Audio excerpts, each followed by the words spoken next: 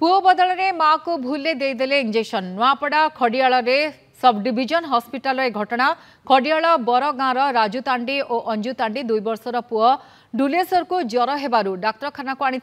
शिशु विशेषज्ञ डाक्तर महेंद्र कुमार माझी को देखाई डाक्तर चिठा लिखि इंजेक्शन देवाई नर्स पाखक पठाई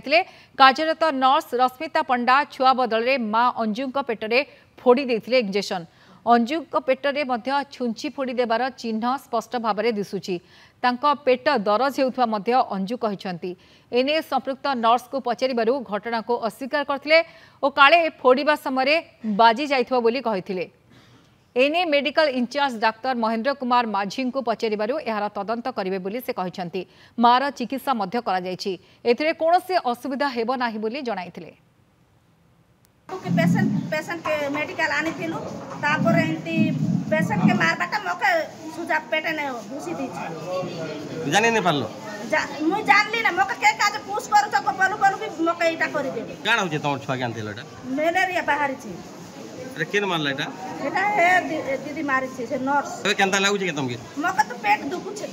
पेट दर्द होजे होय किंतु जेई से पैरासिटामोल इंजेक्शन ता 0.4 ml गोटे छुआ पाई जेतकी दरकार सेतकी दिया आइतिला सेटा काले मु शुणा हिसाब से पेटरे लगिगला दुर्भाग्यवशत माँ को सेमती किसी असुविधा हेनी और से माँ को भी मुझे बुझे दी किसी होते तो से टाइम रे